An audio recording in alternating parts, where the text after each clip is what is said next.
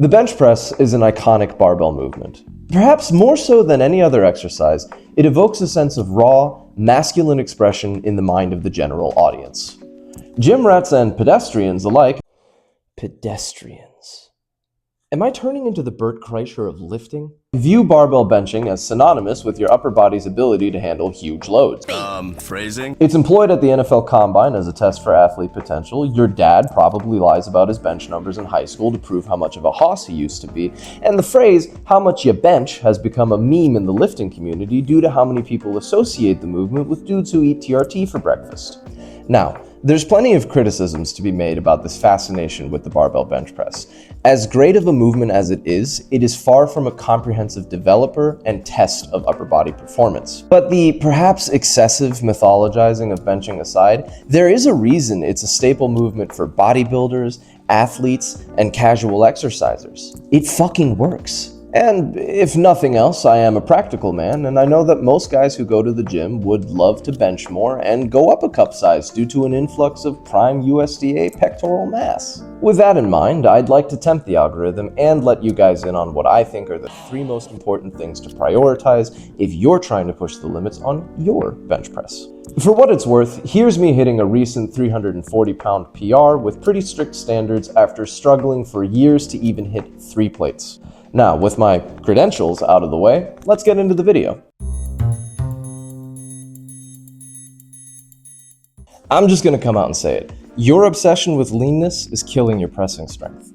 Social media is awash with monsters benching 4 plates and up while diced to the socks, but in most cases, they're either slamming anabolics, extremely genetically gifted, or both. For us mere mortals that aren't blessed with the capacity for god-tier aesthetics and god-tier strength, we simply have to be more realistic. And that realism entails understanding the physics and physiology at play here. It's time to get big. Getting bigger means that you present a greater counterforce to the load being lifted and that your body is in a metabolically advantaged position to recover from training stimulus. There's a reason a lot of the best pressers tend to look like this. Again, you're presenting a greater inherent counterforce to the load at bigger body weights.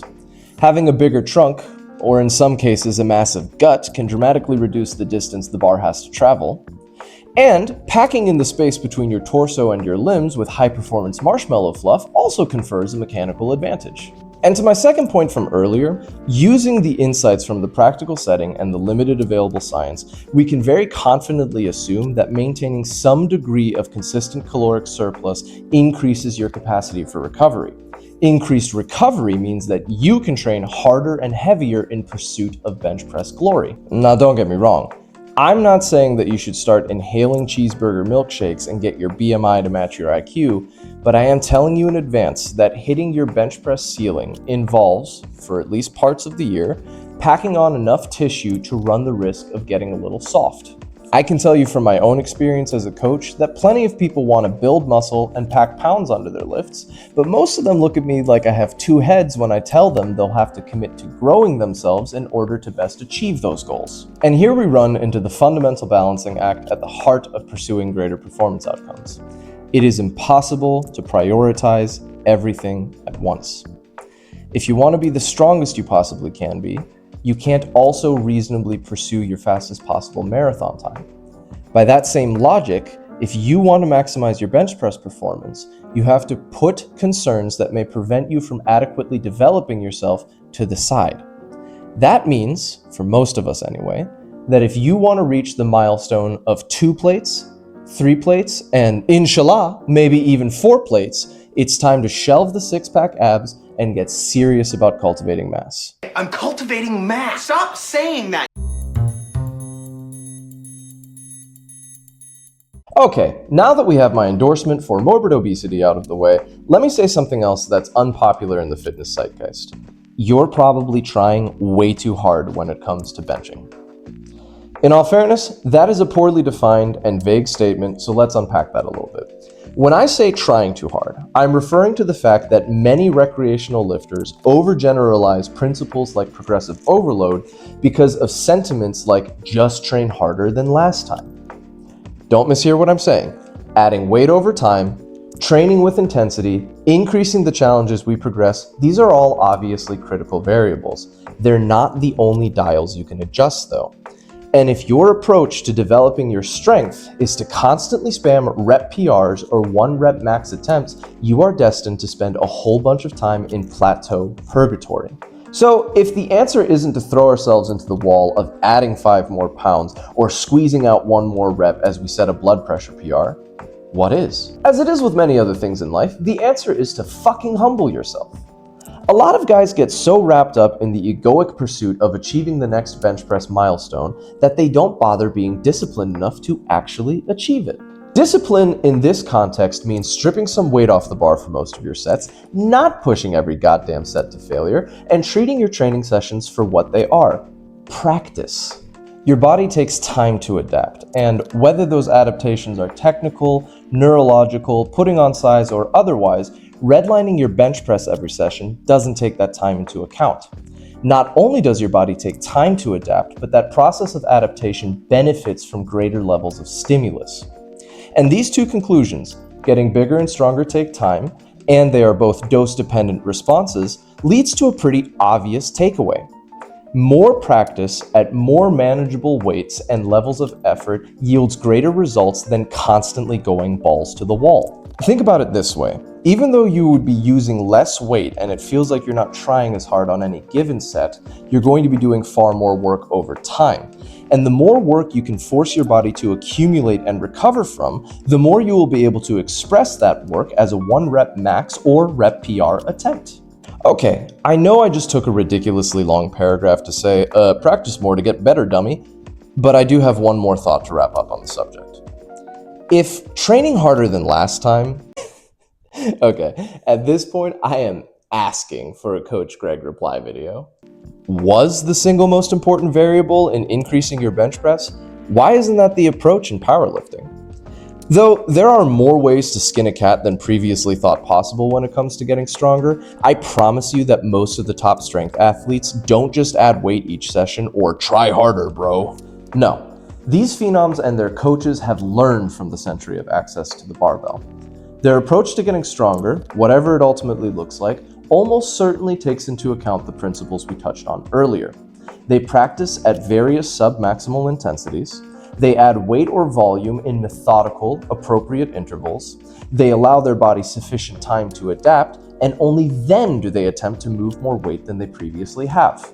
And if such an approach sets the standard for competitive bench pressers, with social and financial stakes hinging on how good they are at bench pressing, why wouldn't we take such an approach seriously for our own training? I'm not saying that the average gym rat who just wants a bigger bench should train exactly like an elite powerlifter, but I am saying it would be foolish to ignore their methodology entirely, given the performance outcomes they reliably produce. The final plank of my bench press essentials philosophy is simple but critically overlooked. Take your accessory exercises seriously. A lot of people will level up past getting their training advice from CT Fletcher and Lifetime Natties on Instagram, but then they'll fall into the specificity trap. They'll learn about the proper principles of programming, load management, and specificity, and then they'll become convinced that anything other than practicing your barbell bench press is a waste of your time. There is, of course, a lot of benefit to rote practice of the exact task that you want to see improvement on. There's a reason that specificity is a key principle in training, and it's the same reason that the second point of this video was lower the weight and practice more. There is a skill component to lifting, and you get more skilled with more repetition. Now, here's the but. There is a fundamental limit on how much skill contributes to your lifts. The size and strength of your frame is the ultimate limiting factor on your bench press or any lift. Let's engage in some pretentious thought experiment fuckery for a second. Suppose you have 2 lifters with perfectly identical profiles. They are both as trained, skilled, genetically gifted, and anatomically composed as the other, but one has an additional 25 pounds of lean muscle tissue. Which one can lift more weight? The answer is as predictable and uncontroversial as an MMA fighter whose last name ends in Ev or Ov wrestle fucking their opponent to a 30-27 decision victory. This is number one bullshit. All else being equal, the lifter with more muscle will be stronger and have a higher ceiling on their strength. So what's the point of all this talk on specificity and homoerotic thought experiments about which of your homies is or isn't more muscular? What does any of this have to do with accessory exercises? Is my use of rhetorical questions a cheap and derivative framing device that isn't half as charming as I think it is? Well, okay, smartass, I'm coming around to my point. What I'm getting at is the idea of being well-rounded in your physical approach to the bench press.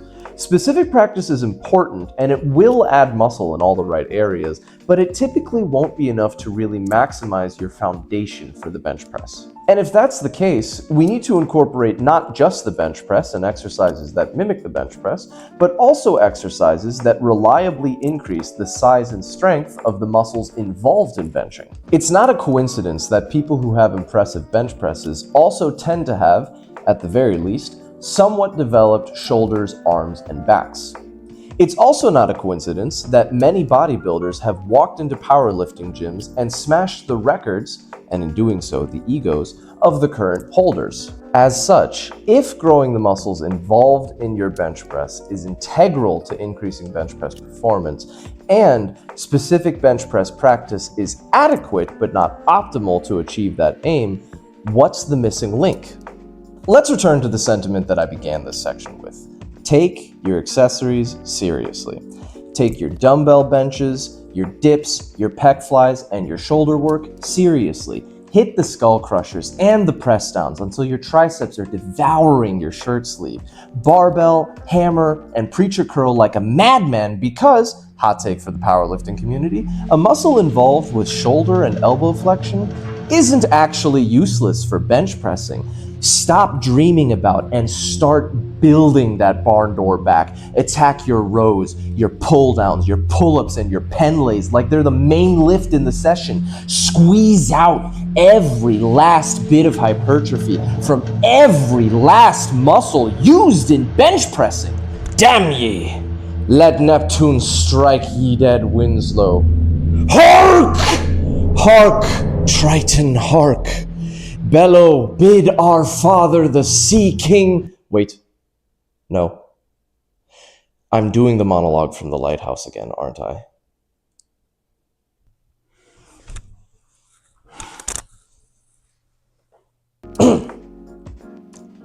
My obviously declining mental health aside, my point is that you need to complement practicing and pushing your limits on the bench press itself with movements that we know grow and recruit the muscles involved in benching.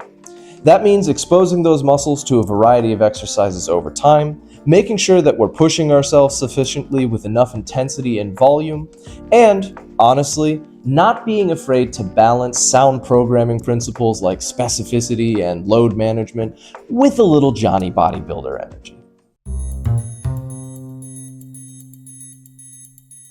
I'll be honest, when I first thought about making this video, I thought it was going to be a very quick rundown of the 3 main points. But, clearly, the script got a little bit out of hand.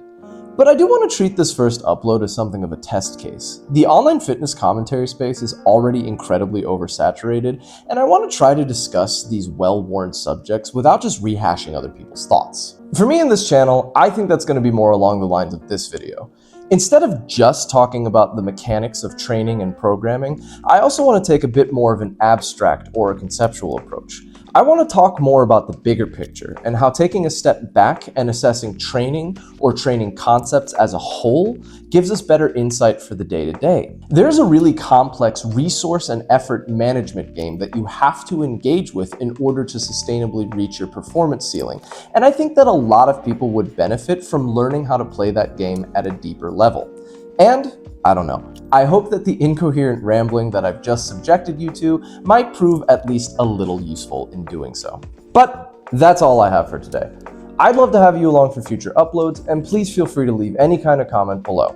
Even if you think I'm an asshole and I have no idea what I'm talking about, I'd love to hear why that's the case. If you're interested in hearing more about how I apply these bench press essentials to my own training, that might be a fun follow-up video. Until then, I'll see you next time.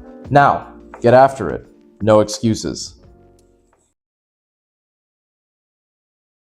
Yo, I'm not gonna lie. That hand motion was kind of zesty.